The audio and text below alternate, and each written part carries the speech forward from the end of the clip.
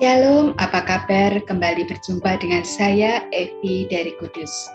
Saya berharap semuanya dalam keadaan sehat dan bahagia.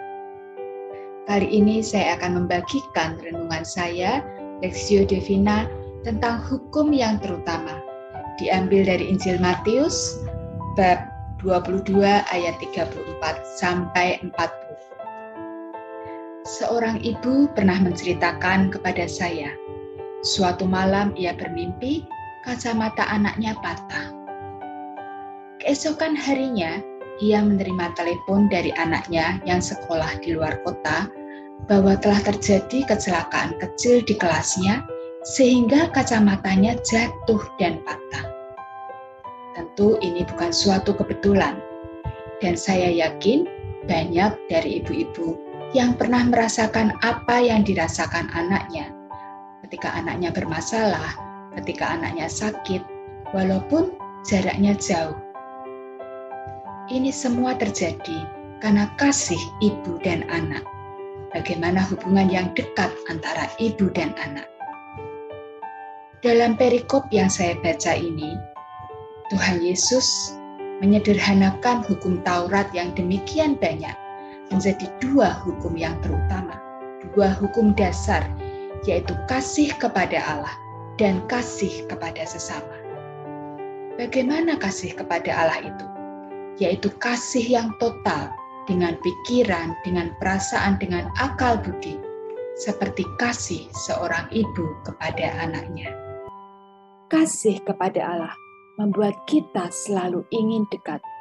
Hubungan kasih kepada Allah dapat membuat kita mengerti apa yang dikehendaki Allah lewat bimbingan Roh Kudus. Karena kasih kepada Allah, kita selalu mencari kehendak-Nya dan menjauhi yang jahat. Mengejar kekudusan lewat perbuatan, tindakan, perkataan, ataupun apa yang kita pikirkan. Kekudusan itu bukan hanya milik Santo-Santa saja loh. Kita bisa mengusahakan kekudusan lewat apa yang menjadi bagian kita lakukan dengan penuh tanggung jawab, seperti sebagai orang tua, istri, ayah, anak, pelajar, maupun karyawan, maupun apa saja. Jika kita melakukannya dengan gembira dan penuh tanggung jawab, kita bisa menjadi berkat. Itu adalah salah satu contoh kekudusan. Taat dan setia pada tugas perutusan kita masing-masing. Kasih akan Allah tidak bisa lepas dengan kasih kepada sesama. Seperti tertulis dalam surat Yohanes yang pertama, bab 4 ayat 20. Di sana dikatakan, jikalau seorang berkata, aku mengasihi Allah, dan ia membenci saudaranya, ia adalah pendusta. Karena barang siapa tidak mengasihi saudaranya yang dilihatnya, tidak mungkin ia mengasihi Allah yang tidak dilihatnya. Jadi kasih kepada Allah juga dapat diwujud nyatakan dengan kasih kepada sesama. Tolak ukurnya adalah kasih seperti kita mengasihi diri sendiri.